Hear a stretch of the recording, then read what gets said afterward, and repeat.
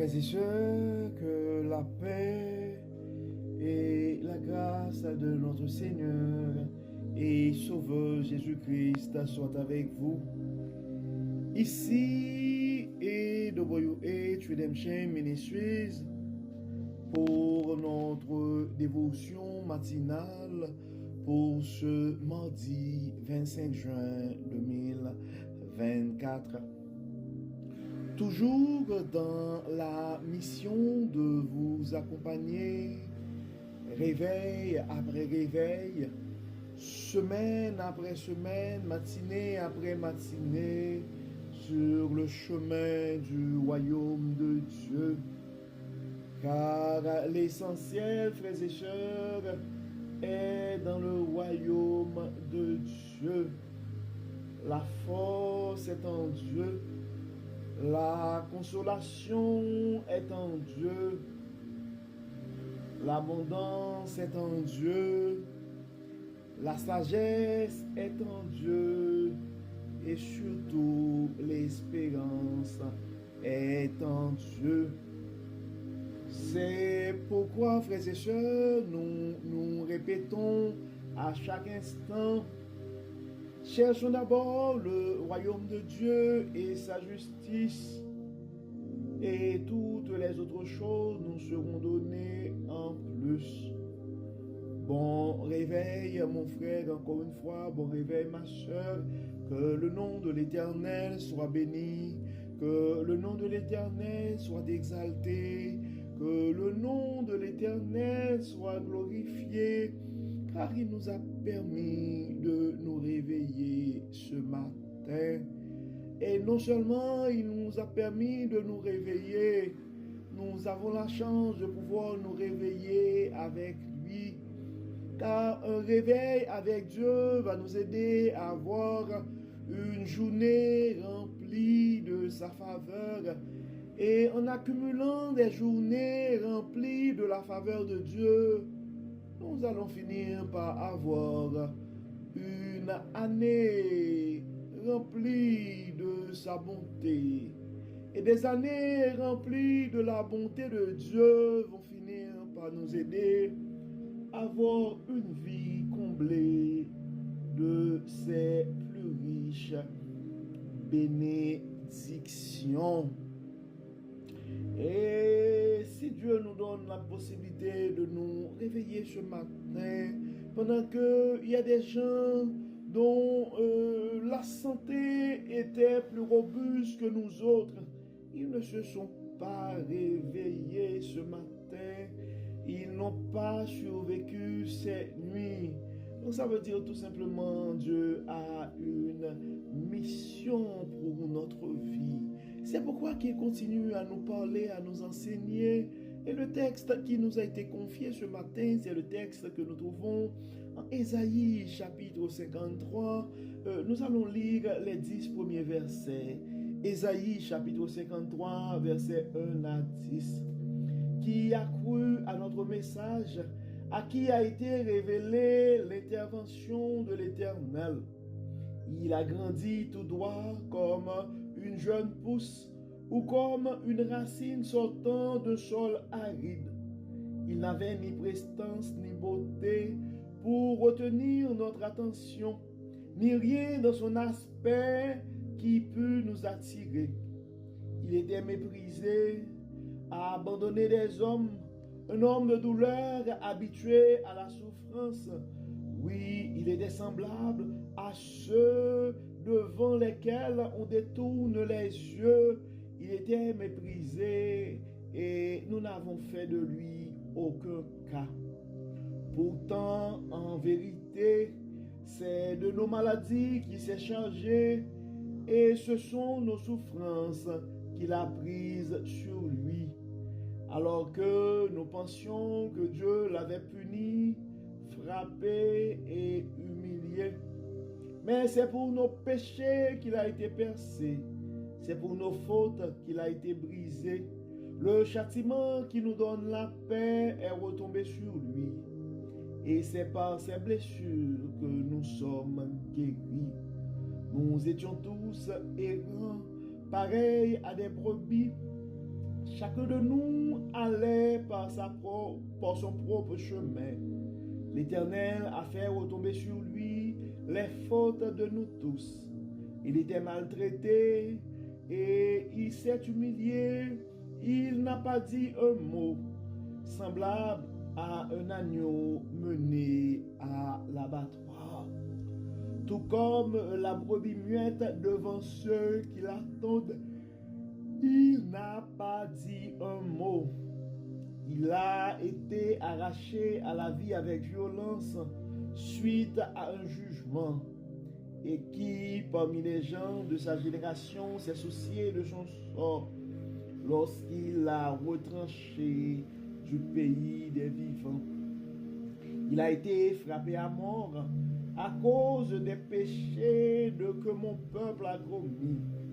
On a mis son tombeau avec celui des criminels et son sépulcre avec celui des riches, alors qu'il n'avait pas commis d'acte de violence et que jamais ses lèvres n'avaient produit la tromperie. Mais il a plu à Dieu de le briser par la souffrance. Bien que toi, Dieu, tu es livré sa vie en sacrifice de réparation. Il verra une descendance. Il vivra de longs jours et il accomplira avec succès ce que désire l'Éternel. Le texte que nous venons de lire, frères et sœurs, est dans Ésaïe chapitre 53. Et c'est un texte généralement qu'on lit pendant la période de nativité, parce que c'est considéré comme une prophétie du prophète Ésaïe par rapport à la venue de Jésus-Christ. Donc, et on a vu que c'est l'agneau immolé. C'est l'agneau que Dieu a utilisé pour établir pour chacun de nous le plan de rédemption. Et si vous nous suivez, ça fait un temps, vous avez probablement, et vous êtes déjà au courant que nous avons pris tout le premier trimestre de l'année 2024 pour parler de la rédemption, de ce plan divin, de ce plan de réparation que Dieu a eu pour chacun de nous, que ce plan que Dieu a mis en place pour la réconciliation de l'homme avec nous. Et quand des fois on parle de l'incarnation, donc Dieu s'est fait homme pour venir, pour envoyer son Fils unique qui a été sacrifié pour le pardon de nos péchés. Donc ce texte décrit un peu le comportement de Jésus-Christ, quelqu'un qui n'a pas commis de péché, mais pour accomplir la mission du Père, a dû accepter toute forme d'humiliation et de souffrance pour le pardon de nos péchés. Donc, ça pourrait arriver en lisant ces paroles, ça pourrait arriver que en tant que parent, vous êtes en train de vous sacrifier présentement. Vous avez connu quand même des situations difficiles, soit pour votre famille, pour vos enfants, soit pour votre ministère, soit pour votre pays, soit pour une institution quelconque, et soit pour un ami.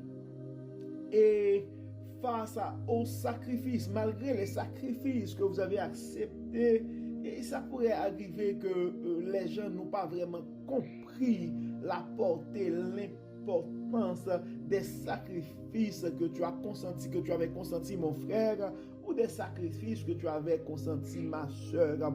En fait, des fois, c'est même un conjoint qui n'est pas conscient de tous les sacrifices que vous avez consentis et pour le bien-être de la famille ou pour ces personnes-là ou pour cet ami-là. Et face à ces situations, des fois, on se sent frustré et on se sent contrarié et on serait prêt des fois à traiter les autres d'ingrats ou on vit et quand même on regarde ces choses comme des trahisons et on a des blessures de l'âme par rapport à ça. Donc, face à cette situation, mon frère, Dieu veut nous parler aussi pour nous rappeler que notre Seigneur Jésus-Christ a connu pire que votre situation et ce matin.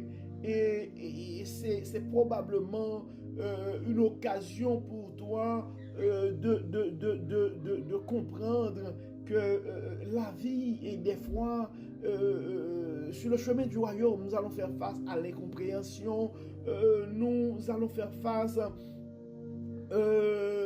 à l'ingratitude et des gens aussi. Et donc, malgré tout, et la chose à considérer, et mon frère, ce matin, la chose à considérer ce matin, ma soeur, probablement par rapport à cette trahison, à cette déception, à ces situations difficiles que vous êtes en train de vivre, particulièrement, nous savons, il y a des frères qui sont dans le ministère ou des sœurs qui sont dans le ministère et puis qui ne sont pas. Et en fait, leurs efforts, leurs sacrifices ne sont pas appréciés. Donc, ce qu'il faut considérer, et ce n'est pas le comportement des gens qui t'ont trahi, le comportement des gens qui n'apprécient pas tes sacrifices, les gens, en dépit de ta bonne volonté, essaient de critiquer ou de diminuer tes sacrifices, mon frère ou ma soeur. Mais c'est de considérer la mission noble que Dieu t'a confiée. La mission noble que Dieu t'a confiée est autant marquée. Dieu va te relever en dignité, autant marqué, tu vas rentrer dans la gloire, autant marqué, tu vas être récompensé pour le travail que vous avez effectué dans la vigne du Seigneur. Donc, ce matin, nous avons une pensée spéciale et nous allons faire une prière aussi pour chaque personne dont l'effort, les sacrifices ne sont pas compris et appréciés. Nous allons demander à Dieu de donner le courage nécessaire à ses frères ou à ses sœurs de pouvoir continuer leur parcours sur le chemin du royaume, de ne pas regarder l'incompréhension ou l'ingratitude des gens, mais de pouvoir considérer la mission noble qui leur a été confiée. Prions Dieu, frères et sœurs. Dieu clément, Dieu trois fois saint, merci Seigneur pour ces paroles ce matin. Merci Seigneur pour la façon que tu n'arrêtes pas de nous éduquer, de nous enseigner.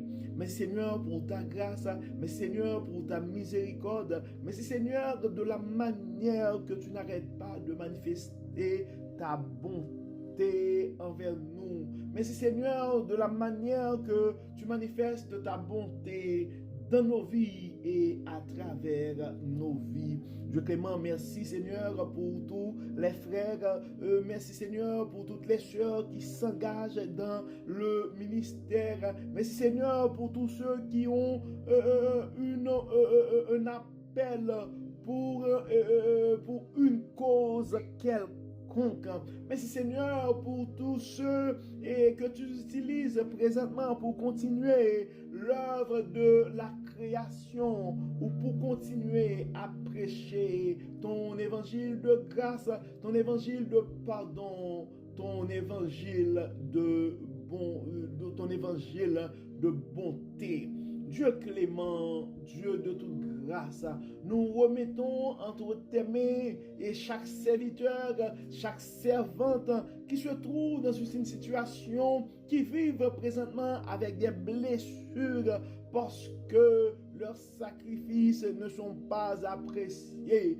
parce que malgré les efforts consentis, ils ne sont pas, et leur dévouement sont mal compris. Malgré tous les sacrifices consentis, malgré leur bonne volonté, eh bien, les mauvaises langues n'arrêtent pas de dire des mauvaises choses, et ses frères et sœurs sont en train, ses servantes et ses serviteurs sont en train de vivre avec des blessures, ils sont en train de vivre des situations déchirantes.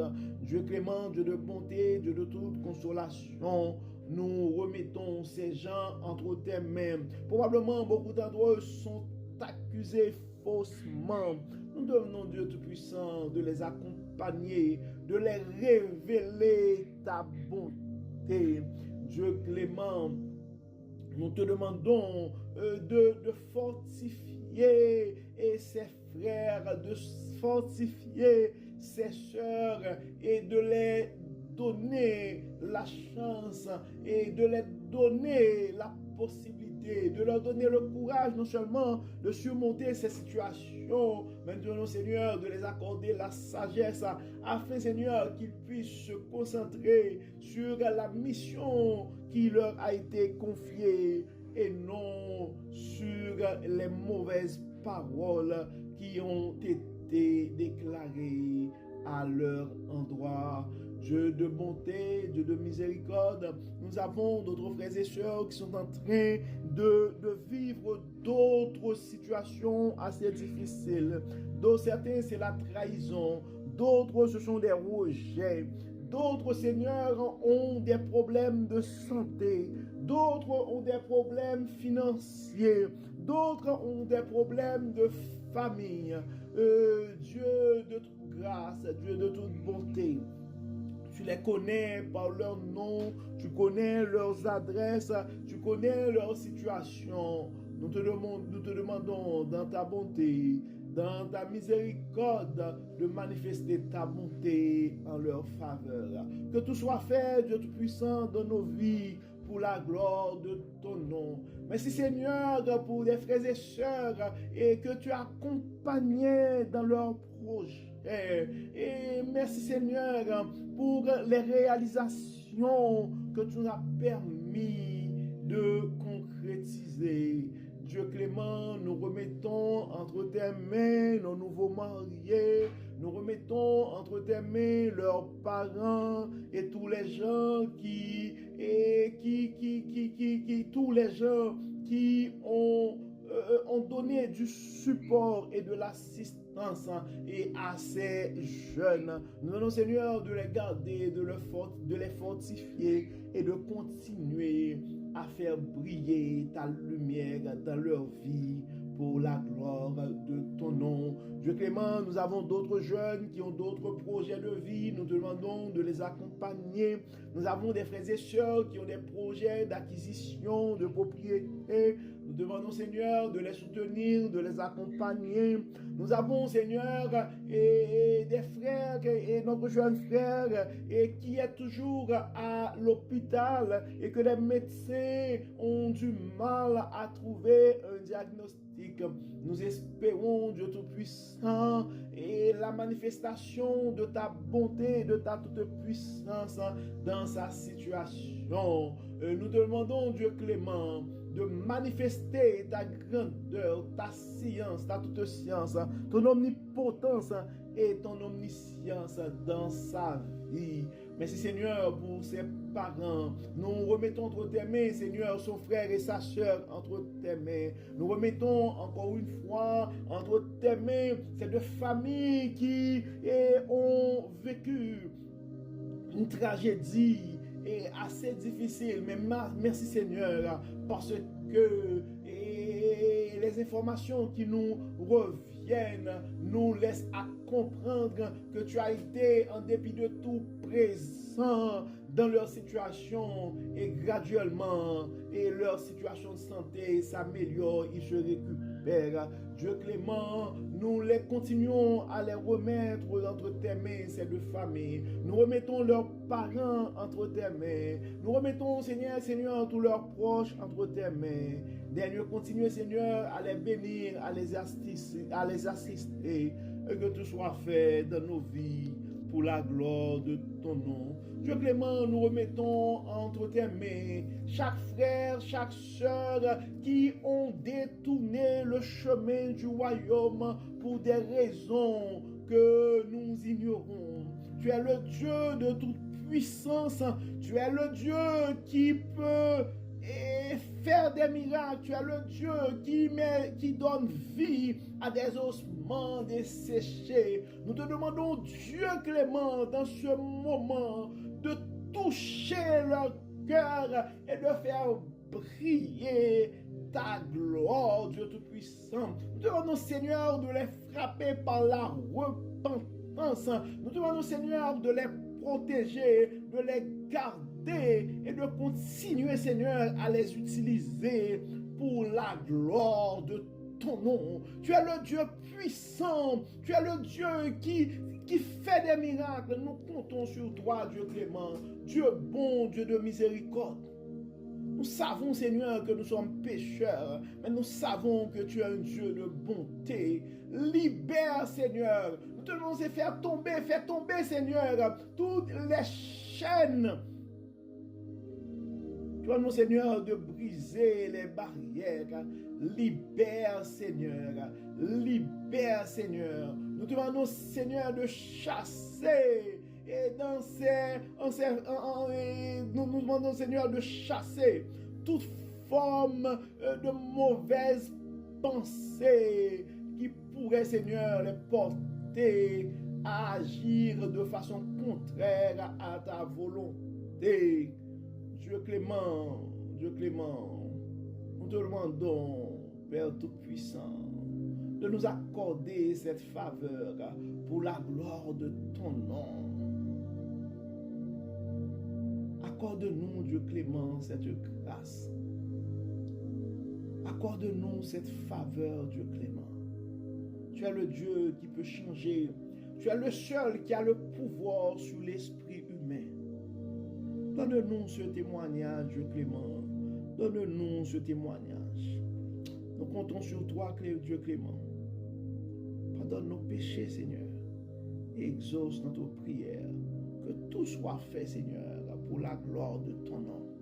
Au nom de Jésus, nous prions. Amen. Amen. Frères et sœurs, nous arrivons au terme de notre dévotion pour ce mardi et 25 juin 2024. Nous espérons que votre âme a été bénie. Et si vous n'avez pas encore partagé, et si ce n'était pas déjà fait, le partage de ce message, nous vous invitons à partager ce message à un frère ou à une sœur, car on ne sait jamais ce que la parole de Dieu peut faire dans la vie de l'un de ses enfants. Donc que le Seigneur nous bénisse, que le Seigneur nous accompagne, que le Seigneur nous accorde sa grâce. Au nom de Jésus. Amen. Amen. Encore une fois, bon mardi, frères et sœurs. Et à demain. Bye bye.